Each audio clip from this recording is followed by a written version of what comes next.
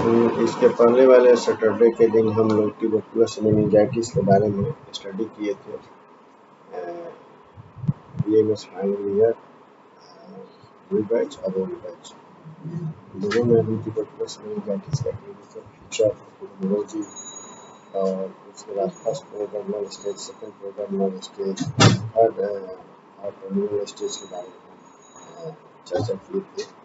आज हम diagnostic tools के बारे में थोड़ा सा चर्चा करके मैनेजमेंट बताएंगे। उसके बाद हम गृहस्थी रोग के बारे में वर्णन करेंगे, विशेष फोकस रहेगा। तो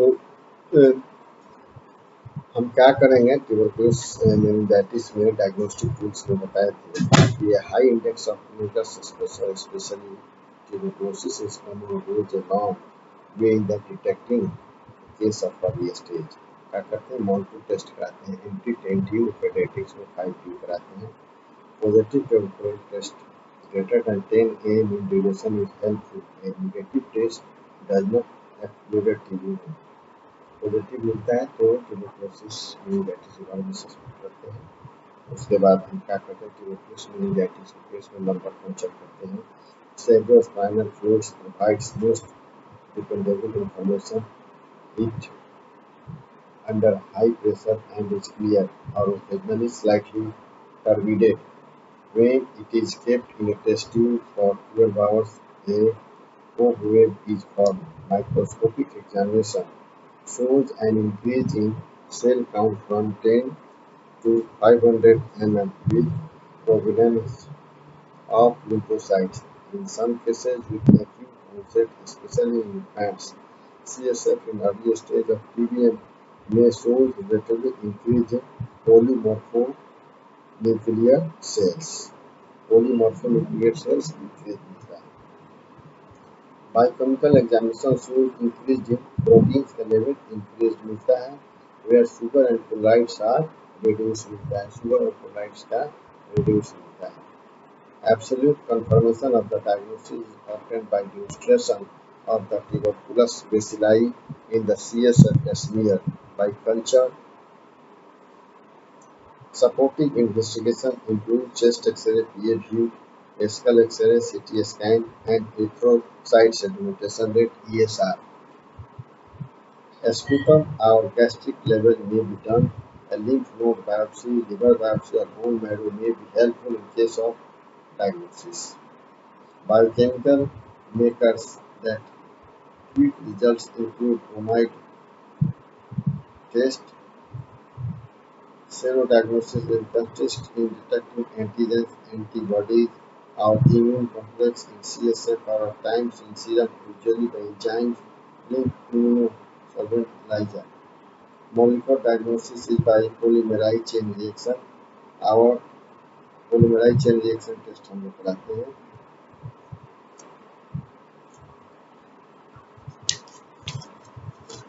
और डायग्नोस्टिक टूल्स हमारा ये है, PCDC, WBC, ESR हम लोग कराते हैं, उसमें बेस मिलता है। अब हम लोग के बारे में ट्रीटमेंट के बारे में बताए थे, यहाँ ट्रीटमेंट के बारे में स्टडी करेंगे।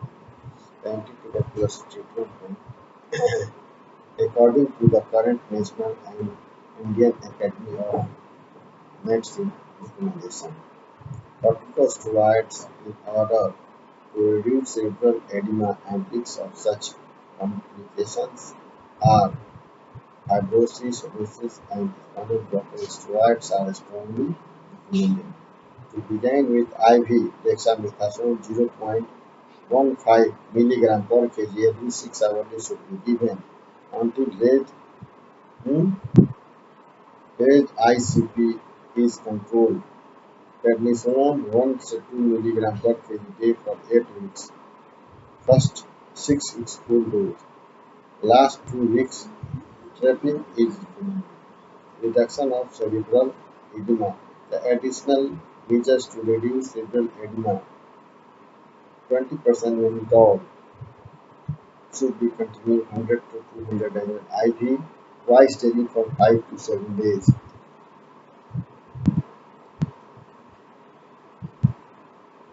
Controlling seizures, anticonvulsants like diazepam phenobarbital and printing to control consumptions. Supportive measures में हम लोग क्या करते हैं, गुड नर्सिंग केयर रखते हैं, मेंटेनिंग सब फ्लूइड RN टेक्सटोल DNS फ्लूइड का मेंटेनेंस हम लोग करते हैं, इलेक्ट्रोलाइट बैलेंस एंड न्यूट्रिशन पर हम लोग विशेष नजर रखते हैं। Treatment of coagulation complication like decerebration और हाइड्रोफिकनेस। प्रोग्नोसिस इसका विदाउट ट्रीटमेंट TBM अमाउंट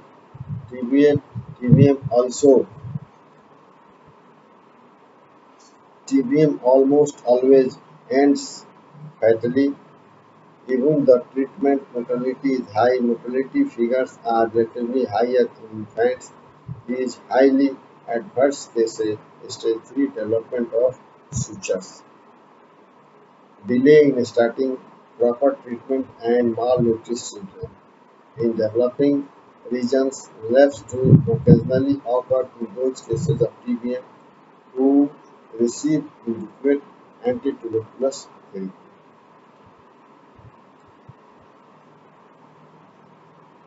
आज हम लोगों का ट्यूबरकुलस मेनिंजाइटिस का टॉपिक समाप्त हुआ और आज हम इसके बाद ग्रिड्सी रोग के बारे में थोड़ा सा स्टडी करेंगे। ग्रिड्सी रोग के बारे में आएंगे कि हाँ ग्रिड्सी रोग इसके पहले वाला बैच में बताए थे कि ग्रिड्सी क्या है, सैटिका उसको मॉडर्न साइंस में हम लोग करते हैं, तो हम ग्रिड्सी रोग के बारे में स्टडी करेंगे। ग्रिड्सी रोग ग्रिड्सी नाड़ी पर दबाव पड़ने के कारण रोगी को एक तरफ के पैर में कटी प्रदेश से पैर, कटी प्रदेश मतलब क्लियर, कटी प्रदेश से पैर की उंगलियों तक तीव्र सूल की अनुभूति होती है। क्या है ग्रिड्सी?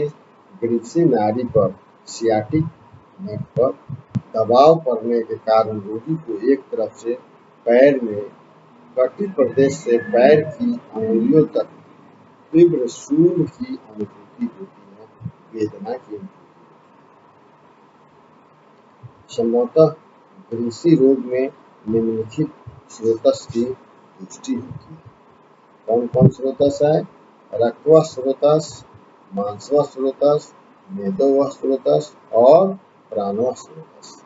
ये 4 स्रोत का इन्वॉल्वमेंट ग्रिड्सी रोग में होता है।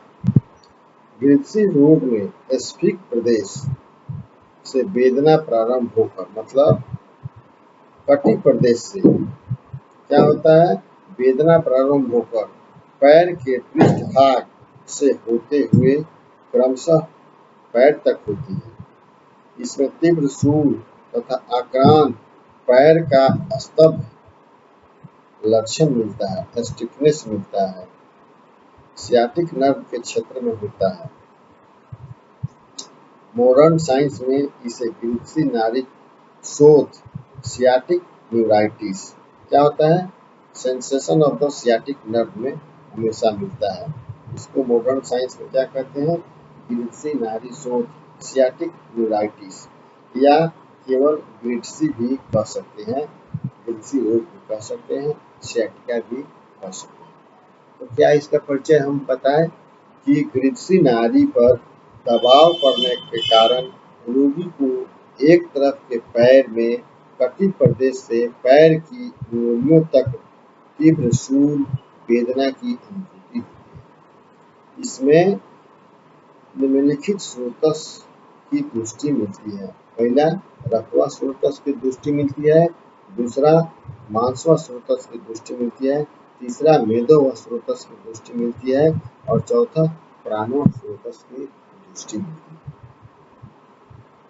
इसको मॉडर्न साइंस में सियाटिक नर्व कहते हैं और या सियाटिक न्यूराइटिस या केवल ग्रिड्सी रोग भी कह सकते हैं।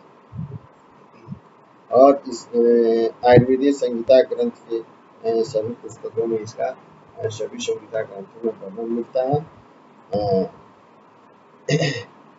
एक विशिष्ट प्रकार की पीड़ा, एक विशिष्ट प्रकार की पीड़ा जो कटी प्रदेश से प्रारंभ होकर क्रमशः कटी के पिछले भाग गुरु प्रदेश, जानु, पिंडली तथा पैर तक जाती है। कहाँ से? कटी प्रदेश से। उस व्याधि को गृह्सी रोग कहते हैं। क्या होता है? गृह्सी नाड़ी पर दबाव पड़ने के कारण एक विशिष्ट प्रकार की पीड़ा जो स्फीक प्रदेश से प्रारंभ होकर क्रमशः कटी के पिछले भाग, गुरु प्रदेश, जानु, पिंडली तथा पैर तक जाती है, उस व्याधि को गृह्सी रोग कहते हैं। इसका निदान क्या संहिता ग्रंथों में बताया गया है? निदान बताया गया है कि वात प्रकोपक सभी निदान गृह्सी के भी निदान बताए गए हैं। अतः वातक व्याधि के सभी निदान जो है गृह्सी के निदान है। मृदु शैया, आसन पर अधिक देर तक शयन करने या अधिक देर तक बैठे रहने, अत्यधिक पैदल चलने से, चोट लगने से, आघात होने से गृह्सी रोग होता है। इसका संप्राप्ति विभिन्न प्रकार के वात प्रकोपक आहार एवं विहार का सेवन करने पर वात दोष अथवा वात एवं कफ दोष प्रकोपित हो जाता है तथा रस रक्तादि स्रोतों में अधिष्ठित होकर कटी, पृष्ठ, पुरु, जानु, जंघा एवं पैर में शूल उत्पन्न करते हैं, वेदना उत्पन्न करते हैं। इसे ही गृह्सी रोग के नाम से हम जानते हैं। क्या होता है कि वात प्रकोपक सेवन करने से वात को प्रकोपित करने वाले आहार विहार के से वात दोष अथवा वात एवं कफ दोष प्रकोपित हो जाते हैं तथा रस रक्तादि स्रोतों में अधिष्ठित होकर के कटी, पृष्ठ, पुरु, जानु, जंघा एवं पैर से पैर के उंगलियों तक शूल वेदना उत्पन्न करते हैं। इसे ही गृह्सी रोग कहते हैं। वैसे भी संहिता ग्रंथों में बताया गया है कि वस्ति पुरुषाधानम कटी शक्तिनी पादावस्तनी तत्रापि पक्वासो विशेषणी वातस्थानम। पक्वाशय से विशेष बात का स्थान बताया गया है। संहिता ग्रंथों में क्या बताया गया है?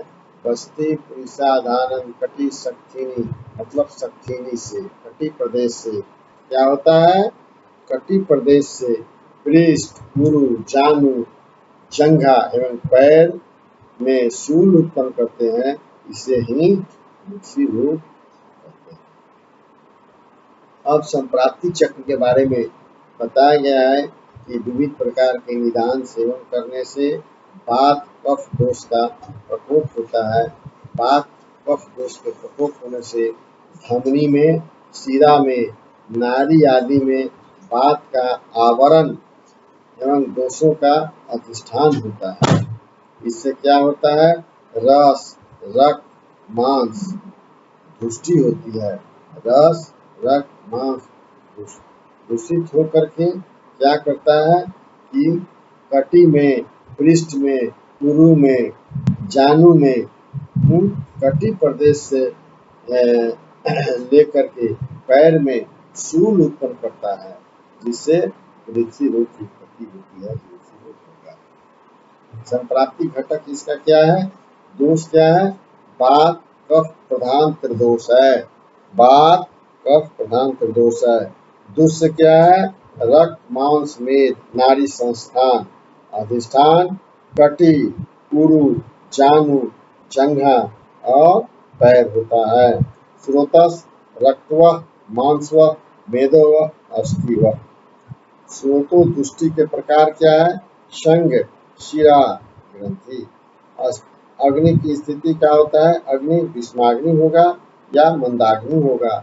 व्याधि स्वभाव आशुकारी होता है। साध्य साध्यता में क्या होता है? व्याधि क्लिष्ट साध्य होता है, कठिनाई से ठीक होता है। सामान्य लक्षण क्या होता है? क्लिनिकली सामान्य लक्षण हम लोग क्या कहते हैं रोगी को? Origin of pain from hip region. क्या होता है? कटिंग प्रदेश में पेन होता है। स्पीक प्रदेश से वेदना का प्रारंभ होना। Origin of pain from hip region. दूसरा में क्या होता है? Pain radiates from hip to thigh. Pain radiates करता है हिप से लेकर थाई तक, नी तक, leg and foot posteriorly. Pain radiates from hip to thigh, knee, leg and foot posteriorly। Pain क्या होता है? क्रमशः कटी प्रदेश से शुरू होकर पृष्ठ, उरु, जानु, जंघा और पैर की ओर आता है, रेडिएट करता है पैर के तरफ, पैर के उंगलियों की तरफ नीचे आता है। और क्या होता है? स्टिफनेस इन लेग होता है, पैरों में स्तब्धता होती है, स्टिफनेस ऑफ लेग्स होगा। चौथे में क्या होता है? सभी प्रभावित भाग में सुई चुभने के समान वेदना तथा स्पंदन होती है। Needling pain in the affected parts and pulsation. क्या होता है? रोगी को सभी प्रभावित भाग में सुई चुभने जैसी पीड़ा होती है। और पांचवे में बात कफज ग्रिद्सी में इन लक्षणों के अतिरिक्त क्या होता है? तंद्रा होती है, हैवीनेस इन द बॉडी, शरीर में भारीपन महसूस होता है, अरोचक एंड्रोक्सिया होता है और वीकनेस टाइप का, हरासमेंट टाइप का महसूस होता है। ग्रिद्सी के संहिता ग्रंथों में दो प्रकार बताए गए हैं, बातज ग्रिद्सी और बात कफज ग्रिद्सी, दो प्रकार के बताए गए हैं। बातज ग्रिद्सी के सिम्टम क्या है? सुई चुभने के समान वेदना होती है, शरीर में टेढ़ापन होता है, कटी, उरु एवं जानु की संधियों में स्तब्ध एवं स्फुरन होता है, stiffness and tingling sensation in the joints of thigh and knee, tingling sensation of the body होता है। और दूसरा बात कफज ग्रिद्सी का क्या लक्षण है? अग्निमांद होगा, पुअर रोगी का एपेटाइट होगा, तंद्रा होगा, ड्राउजीनेस होगा और एक्सेसिव सलाइवेशन होगा, मुख से लाला स्राव होगा, ये होता है। इसका साध्य साध्यता क्या है? यह ग्रिद्सी कृत साध्य होता है, जीर्ण ग्रिद्सी प्रायः असाध्य होती है। बात कफज ग्रिद्सी दवा चिकित्सा से ठीक हो जाता है। अब हम लोग चिकित्सा सिद्धांत के बारे में जानते हैं कि ग्रिद्सी का चिकित्सा सिद्धांत क्या है। चिकित्सा सूत्र प्रयोग करने का विधान क्या है? कंडरा और गुल्फ के बीच में, कंडरा और गुल्फ के बीच में हम लोग क्या करते हैं? सिरा वेद करते हैं। कुछ लोग के फिजिशियन लोग सिरा वेद करते हैं। 2 नंबर में अनुवासन तथा निरूप बस्ती का प्रयोग हम लोग करते हैं। वामन एवं विरेचन के पश्चात स्नेह बस्ती का प्रयोग किया जाता है। आम रहित एवं दीप्ताग्नि होने पर स्नेह बस्ती का प्रयोग करना चाहिए। चिकित्सा क्या है? चिकित्सा में सबसे पहले हम जानते हैं कि निदान परिवर्तन करना चाहिए। दूसरे नंबर में शोधन चिकित्सा करना चाहिए। सर्वप्रथम क्या करते हैं? रोगी को महाविषगर्भ तेल से स्थानीय अभ्यंग करना चाहिए। महाविषगर्भ से रोगी को स्थानीय तेल लगा करके उसके बाद बातहर द्रव्यों से स्वेदन करना चाहिए। पहले स्नेहन करने के बाद रोगी को स्वेदन करना चाहिए। बात कफज ग्रिद्सी में विशेष करके रुक्ष स्वेदन, बालुका स्वेद या संधन लवण की पोटली बना करके क्या करना चाहिए? स्वेदन करना चाहिए।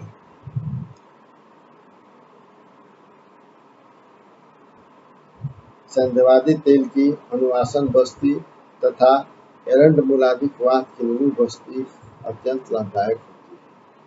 संधिवादी तेल की अनुवासन बस्ती तथा एरंड मूलाधिक वात की निरूप बस्ती अत्यंत लाभदायक सिद्ध हुई है। विबंध की स्थिति में विरेचन जोगों का पंचसकार या त्रिफलाचूर्ण का प्रयोग कर सकते हैं। समन चिकित्सा में हम लोग क्या करते हैं कि सबसे पहले हम लोग समन चिकित्सा में युक्तिपूर्वक प्रयोग करना चाहिए, निदान का परिवर्जन करना चाहिए। और चिकित्सा में हम लोग क्या करते हैं, रोगी को रसनादि गुग्गुल हम लोग 250 मिलीग्राम, अग्नितुंडी बटी 250 मिलीग्राम और समीर पन्नग रस 125 मिलीग्राम, तीनों को खरल करके एक मात्रा सुबह और एक मात्रा शाम को हम लोग क्या करते हैं कि निर्गुंडी पत्र स्वरस के साथ देते हैं। क्या देते हैं, रसनादि गुग्गुल 250 मिलीग्राम, अग्नितुंडी बटी 250 मिलीग्राम और समीर पन्नग रस 125 मिलीग्राम, तीनों को खरल करके एक मात्रा सुबह और एक मात्रा शाम को हम लोग निर्गुंडी स्वरस से देते हैं। दूसरे नंबर में हम लोग रोगी को क्या करते हैं कि अजमोजाविन चूर्ण देते हैं 250 मिलीग्राम, एक मात्रा सुबह और एक मात्रा शाम को ल्यूक वाटर से देते हैं। तीसरे नंबर में भोजनोत्तर हम लोग क्या करते हैं कि अश्वगंधा रिष्ट 20 मिलीलीटर और दशमूला रिष्ट 20 मिलीलीटर, दोनों को समान भाग मिलाकर एक मात्रा सुबह और एक मात्रा शाम को हम लोग रोगी को पीने के लिए देते हैं। रात को सोते समय रोगी को एरंड तेल या एरंड मूल क्वाथ एक मात्रा हम लोग रात्रि के समय देते हैं। एरंड मूल क्वाथ या एरंड तेल 20 से 30 ml हम लोग देते हैं। और उसके बाद पंचकर्म चिकित्सा के लिए लिखते हैं संधिवादी तेल या महाविष्कर तेल में स्थानिक हम लोग अध्ययन करते हैं, नाड़ी स्वेद करते हैं और उसके बाद हम लोग बालुका पोटली से हम लोग स्वेदन करते हैं। और नियमित रोगी को व्यायाम करने के लिए एडवाइस देते हैं। योगासन और प्राकृतिक चिकित्सा में सियाटिक नर्व पर अधिक दबाव पड़ने के कारण शुरू होता है, अतः श्वासन एवं सुखासन आदि अधिक लाभदायक होते हैं। हल्के हाथों से तुलसी नाड़ी प्रदेश में क्या करते हैं, मसाज करते हैं। उस जल से कटी स्नान एवं वाष्प स्नान हम लोग करते हैं, इसीलिए नाड़ी स्वेद के बारे में बताया गया। ये हम लोगों का जो है आज हम पढ़ाए हैं सियाटिका और इन्वेस्टिगेशन के बारे में हम एक्सरे ऑफ डिटेक्टिव डिसनैरोइंग क्या है इसके बारे में हम लोग एक्सरे से पैथोलॉजिकल इन्वेस्टिगेशन करके जानते हैं कि डिटेक्शन डिसनैरोइंग क्या है। एमआरआई कुछ फिजिशियन एमआरआई भी कराते हैं, एग्जामिनेशन ऑफ सीएसएफ करा सकते हैं और उसके बाद कंप्लीट बेड रेस्ट हम लोग पेशेंट करते हैं। क्या करते हैं, मॉडर्न में मैनेजमेंट के बारे में बताया गया है कि कंप्लीट बेड रेस्ट के बारे में बताया गया है। Analgesic and anti inflammatory drug NSAID drug हम लोग देते हैं, लोकल हीट देकर हम लोग रोगी को रखते हैं। और रोगी को एक्सेस पेन होने पर हम लोग मिथाइल कोबालामीन का इंजेक्शन हम लोग देते हैं और 2% हम लोग लिग्नोकेन लोकल एनेस्थेटिक के साथ हम लोग देते हैं। उसके बाद manage the positive factor of sciatica और उसके बाद पेन का जो मैनेजमेंट है हम लोग करते हैं। ये हम लोगों का आज हम लोग सियाटिका के बारे में हम स्टडी किए हैं कि सियाटिका क्या है, सियाटिका के बारे में बेसिक रूप के बारे में बताए हैं कि इसका हम लोग परिचय बताए हैं, निदान संप्राप्ति चक्र और संप्राप्ति घटक बताए हैं। परिभाषा के बारे में बताए हैं कि ग्रीसी नाड़ी पर एक विशिष्ट प्रकार की पीड़ा जो स्फीक प्रदेश से प्रारंभ होकर क्रमशः कटी के पिछले भाग, गुरु प्रदेश, जानु कुंडली तथा पैर तक जाती है, इस व्याधि को ग्रीसी रोग कहा जाता है। निदान के बारे में बताए हैं कि बात प्रकोप सभी निदान ग्रीसी रोग के भी निदान है। संप्राप्ति में हम बताए हैं कि बात एवं कफ दोष प्रकोपित होकर के रस रक्त आदि स्रोतों में अधिष्ठित होकर कटी, पृष्ठ, गुरु, जानु, जंघा एवं पैर की उंगलियों तक शूल उत्पन्न करते हैं, वेदना उत्पन्न करते हैं, इस व्याधि को ग्रीसी के रूप से नाम जाना जाता है। इसके बाद संप्राप्ति चक्र बताए हैं कि बात कफ दोष का प्रकोप होने से धमनी, शिरा, नाड़ी एवं बात का आवरण एवं दोषों का अधिष्ठान होने से रस रक्त मांस तथा मांस का दूषित होने से ग्रीसी रोग उत्पन्न होता है। इसके बाद फिर हम इसके सामान्य लक्षण और इसका भेद में 2 प्रकार के बताए हैं, बातज गृहस्थी और बात कफल गृहस्थी। साध्य साध्यता में बताएं अखिल साध व्याधि है। चिकित्सा में हम बताए हैं कि चिकित्सा सिद्धांत जो इसका है कंडरा और कुल के बीच में हम लोग सीधा भेद करते हैं, अनुवासन तथा निरूप बस्ती का प्रयोग करते हैं। फिर चिकित्सा में बताए हैं कि संक्षिप्त क्रिया योजना निदान परिवर्जन, और दूसरा बताए हैं शोधन चिकित्सा। सबसे पहले बताएं कि प्रसावी तेल या महाविषघर तेल से स्थानीय अपलन करते हैं। 72 द्रव्यों से स्वेदन करना चाहिए, विशेष करके रुक्ष स्वेद जैसे बालिका स्वेद, संधव लवंग का पोटली बना करके स्वेदन करना चाहिए। समन चिकित्सा के बारे में हम बताए हैं कि विदेशी रोग क्या समन चिकित्सा हम लोग करता समन चिकित्सा में चिकित्सा पत्र समन चिकित्सा में युक्ति प्रयोग करना चाहिए। और उसके बाद हम लोग क्या करते हैं कि व्यवस्था पत्र में बताते हैं कि निदान परिवर्जन, और उसके बाद रसनादि गुग्गुल के बारे में बताएं और दूधी दोनों को 250-50 मिलीग्राम लेकर समीर पन्ना रस उसमें 125 ग्राम मिलाकर खरल करके एक मात्रा सुबह शाम निर्गुण 20 रस 30 ml सुबह 30 ml शाम देते हैं। दूसरे में बताएं कि नवजात सूद 2 ग्राम हम लोग देते हैं और शंख भस्म उसको मिला दीजिए 250 मिलीग्राम, एक मात्रा सुबह और एक मात्रा शाम को देते हैं। भोजन के बाद दशमूला रिष्ट और अश्वगंधा रिष्ट 30-30 ml सुबह शाम मिलाकर सजल देते हैं। रात को सोते समय एरंड तेल या एरंड मूंग क्वाथ 25 से 30 मिलीलीटर हम लोग रात को सोते समय देते हैं। और पंचकर्म हम लोग योगी को करने के लिए एडवाइस देते हैं।